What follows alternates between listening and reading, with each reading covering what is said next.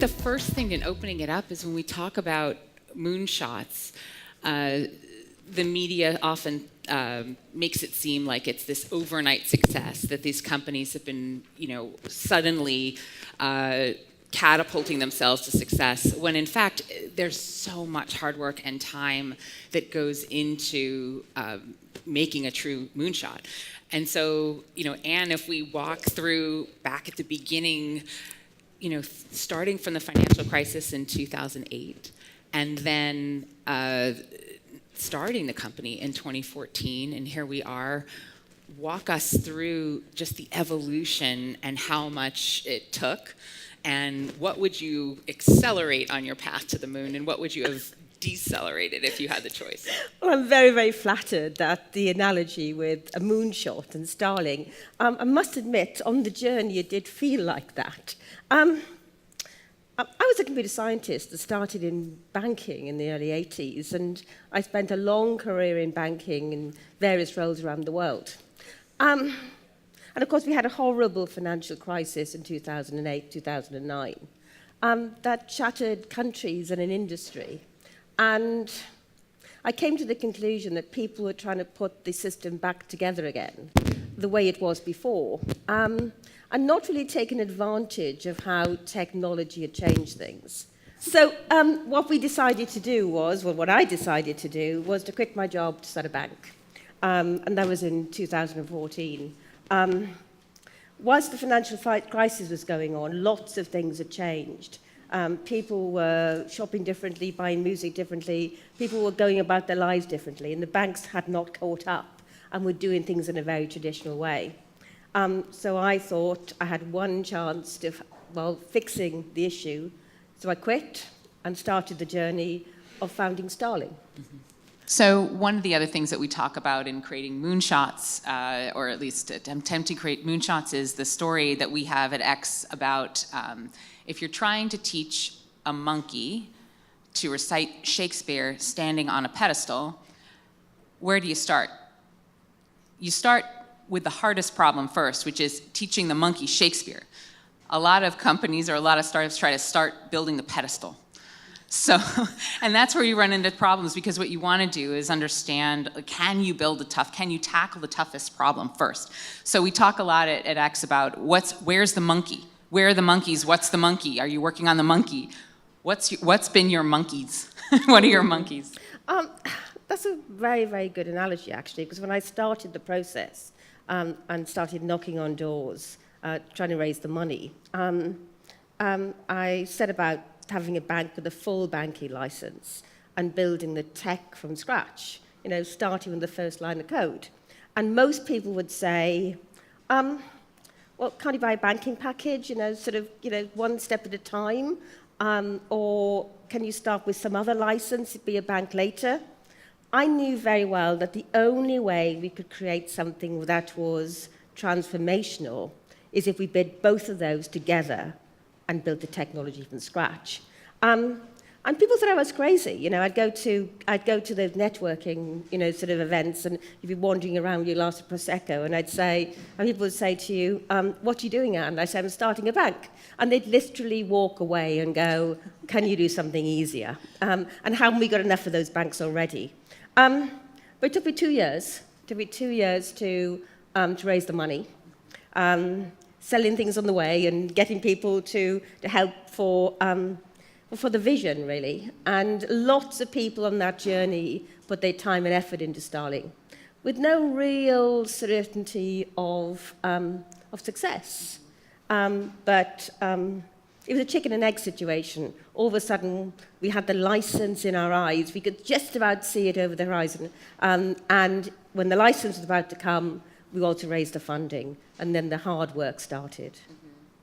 And so sometimes, even though you're building a technology company, the monkey may not be the technology. It actually may be the regulatory environment or some market forces, or even as you're looking out at the moonshot, trying to focus on that first product or that first inkling of, or the first customers. So how did you go about, so the license is imminent, the funding is coming in, knowing where you wanted to go, and the expanse of what is possible, why did you start where you started? And then how have you decided how to tack each additional thing on? The frustrating thing about applying for any banking license or any regulatory environment is that people want to know how you're going to do it before you start. The banking license application means you have to send in forms this high, boxes and boxes of application, saying exactly what you're going to do. Mm-hmm. You know, no variation. Exactly what are you going to do? And of course, if you are going to do something that's never been done before, that's going to be built with new tech, you can't actually define it up front. So we went through several years, actually, of explaining that our application and how we were going to do it was going to be different, with the first retail bank to go into the cloud. That was a huge debate. We're going to build technology from scratch, and we haven't finished it yet. In fact, we're about to start. It's going to be a full banking license, and the government is going to protect all those deposits. And by the way, we're going to learn as we're going to go. And we're going to have an MVP, and we're going to iterate, and we'll know when we get there. That was a lot for people to handle. And I think that was the monkey. It is, you know, sort of the teaching the monkey to actually speak and to recite the Shakespeare was, how would you get the regulators to actually understand that we're going to build something and it's going to work, and trust us and give us a license now? So what'd you say? What'd you do? It was quite a lot of conversations and education. Because people regulate what they know. I think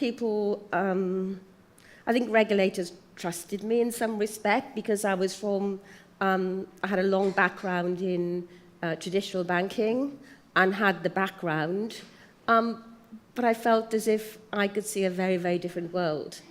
And if we could build technology, if we could actually take everything that was happening out here in Silicon Valley and sort of bring it to banking for the first time, it would be awesome. But awesome is not a word a regulator likes.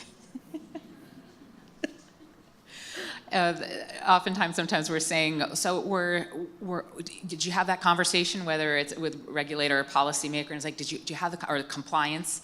Like, were they excited? Were they excited? And you say, you don't want them excited. That's actually, you want them to, it's fine. Yeah.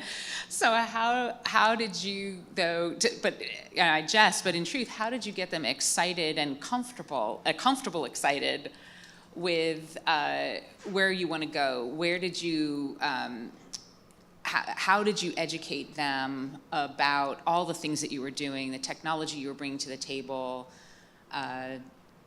and ultimately have them see that vision and get comfortable with it? And then with that vision, where you were starting, and at least letting them know that where you were starting was okay. Yeah, it was lots and lots of conversations, and it took about 3.5 years. Wow. So it was a very long process. I think that people will trust people who deliver what they promise in some respect. Mm-hmm. So it is always going back on a regular basis, having iterated and developed something more, and being reliable. And I'm very, very sort of pleased to say that the regulator in the UK is very much at the leading edge of changing the industry. The FCA and the PRA in the UK are global leaders in coming up with new ways to regulate banks. So it's similar to building, now we switch back to the tech, it's similar to building a product and putting it out there for users. So how did you start getting your first users, and how did you kind of decide what that minimum viable product was going to look like and how you were going to build toward the vision? Yeah. Well, first of all, I'll tell you how we hired our first engineer. Sure. We'd had several iterations of people coming to help us and various organisations trying to take us to the first stage.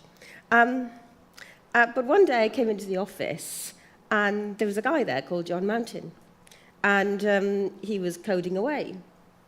And I wasn't quite sure if he worked for us or not. Had he just sort of wandered in?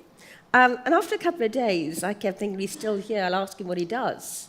And he answered that he'd been in a meeting the other side of town, and somebody had said, there's this woman, she's going to build a bank, and she's going to build it from scratch.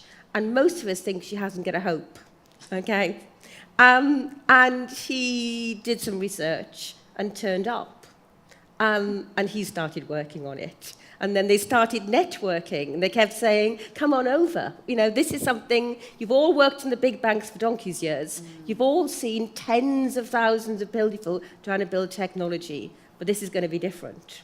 And people started coming, and people started coding.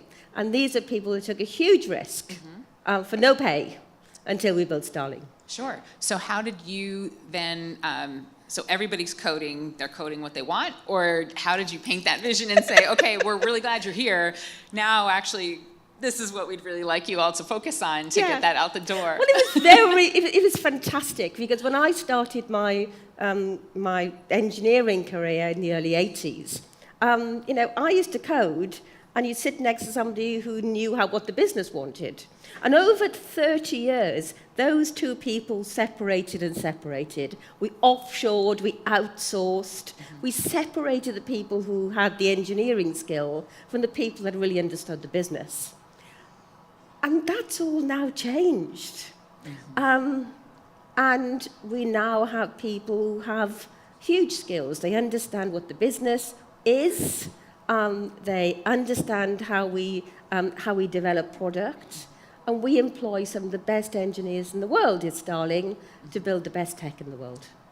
That's great. And so, but as the company grows, and once you're getting that started, it's oftentimes really important to get out in the world and get feedback from people who are actually using it, so you're not kind of stuck in that bubble and you get too close to it. So what do you do to remind yourself and remind the team to get that feedback, to get that inspiration, really? In the old world, you sat in an office and somehow you had processes to get to customers, to get feedback. We live in a very, very different world now. I have 500,000 customers at the moment. I have big banks as customers. I have government as customers. And all those people give you feedback all the time, 24/7, whether you want it or not. And I think we're in a very different world where a CEO can't hide. You have to be out there. You have to be out there on social media. You have to be defending and taking feedback on your product and making it better and better. In the early days, we launched products, perhaps sometimes too early, sometimes too late. But we're always listening to what is going on. But the world has changed. People now give you a lot of feedback. And that feedback is a wake-up call. Yeah. And when it comes in, you have to do something about things.